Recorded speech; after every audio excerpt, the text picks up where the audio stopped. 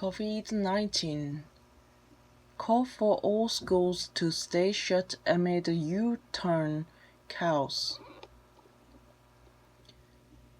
The news call came after Education Secretary Gavin Williamson said that all London primaries would remain shut on Monday, rather than only those in some boroughs.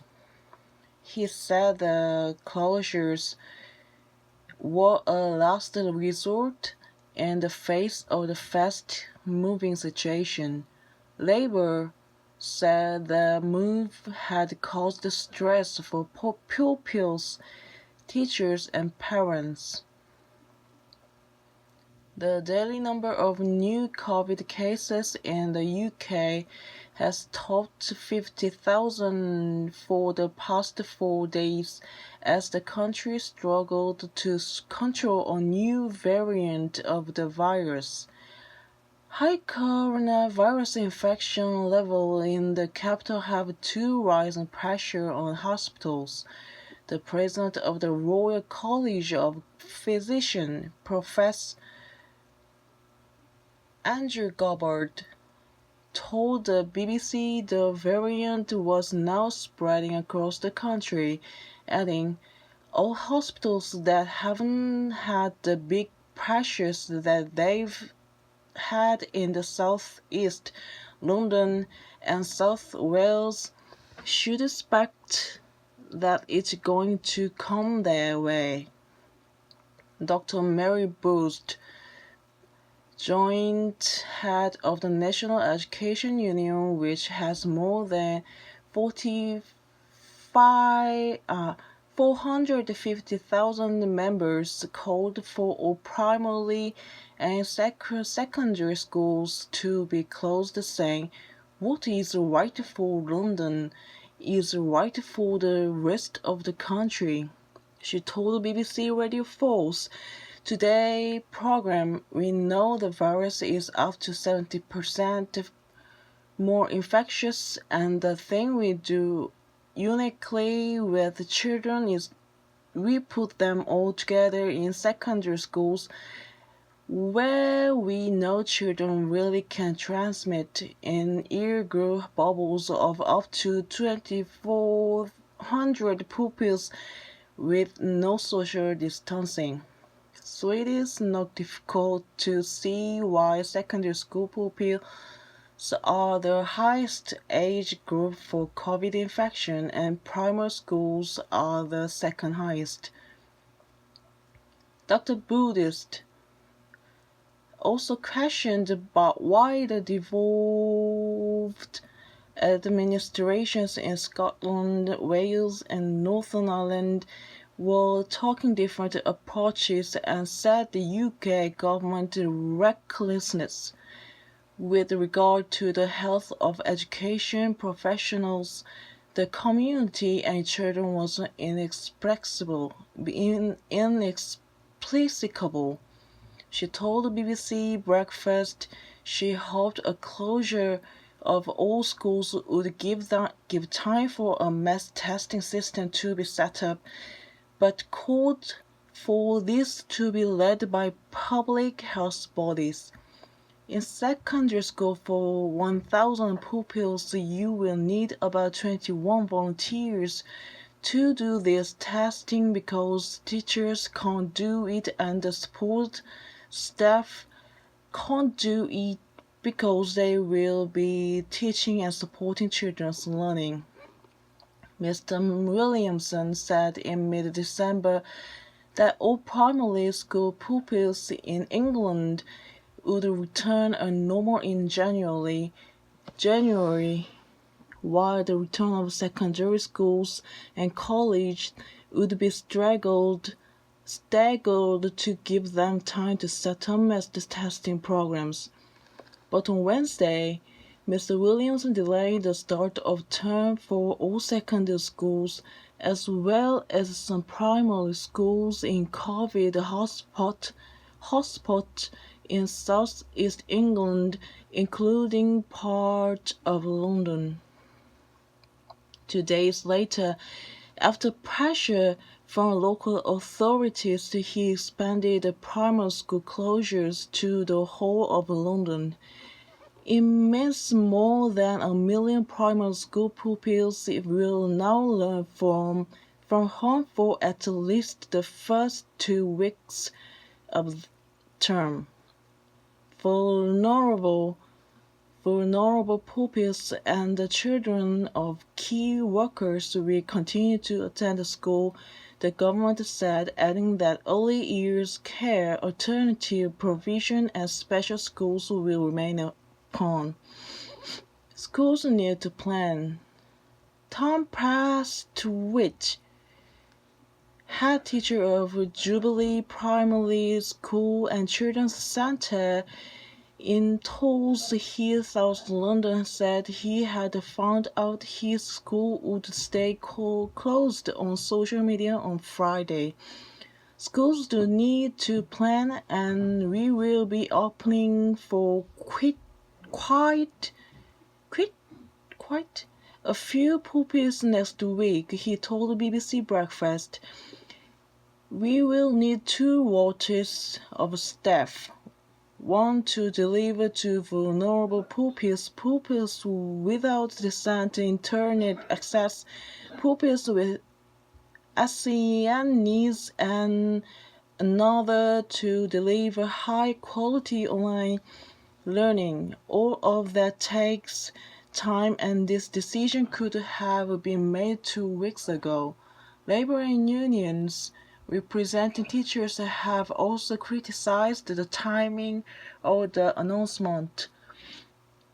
This is yet another government U-turn creating chaos for parents just 2 days before the start of term, said Labour's Shadow Education Secretary Kate Green. The NASUWT union, which represented 300,000 teachers and head teachers, said the government had disregarded scientific advice, just suggesting nationwide school closure could be essential in breaking the chain of coronavirus transmission. General Secretary Dr. Patrick Roach said primary school and parents in other areas subject to Tier 4 coronavirus restrictions would no doubt wonder why the government regards the risk to their health and safety as less significant than in other Tier 4 areas in London and the South East. When Greenwich Council in South East London announced the closure of schools in mid-December, the Department for Education swiftly deployed legal action to force it to backtrack. But barely 2 weeks later, it's the government which has changed the position. First, earlier this week it agreed to the closure of primary and not just secondary school in 50 areas in South East England, even though its once guidance said this should happen only rarely. Education ministers maintain it is epidemiology, not expediency, that has forced their hand. Decisions are taken in consultation with the Department for Health and Public Health professionals. But over the past 48 hours, they had listened closely to rather than lectured those London authorities, including Greenwich, that were calling for more schools to close. The Department of Education isn't envisaging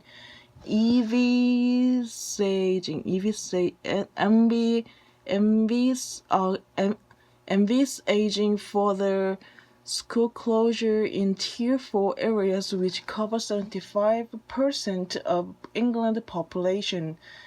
Sources say that other local authorities are not asking for this, but if more councils do become concerned about the local rate of transmission, pressure could grow on ministers to send more children home. Mr. Williamson said the London-wide closure was a last resort and a temporary solution to help tackle the particularly high infection rates in the capital, and said the government would reopen classrooms as soon as we possibly can. The Department for Education has previously said decisions on school closure and opening are based on new infection positivity rates and pressure on the NHS. What is happening with schools in January? The start of term has already been delayed for millions of pupils across the UK. Secondary school in England will stagger their return after Christmas. Pupils taking exams in 2021 will now start on 11 January, with 11th January, with other year groups returning in person on 18th January. Most primary schools in England will return on 4th January, but in London and some surrounding areas, they will not open for most pupils until 18th January. In Wales, local councils have been told they can be flexible with when they open. According to council, many schools aim to return for face-to-face lessons from 11th January, with some fully open on 6th January. In Northern Ireland, primary school pupils will be taught online until 11th January. In secondary schools, years 8 to 11 will be taught online throughout January. Years 12 to 14 will return to school after the first week of January. In Scotland, the Christmas holidays have been extended to 11th January, and the following week will be online learning only. A full return to face-to-face learning is planned for 18th January. According to figures on the government coronavirus dashboard, London has the highest weekly coronavirus rate in England, with a rate of 8,058.5 confirmed cases per 100,000 population, almost double the rate for England as a whole. Mayor of London, Sadiq Khan, said closing all London schools was the right decision and praised the constructive conversations over the past 2 days.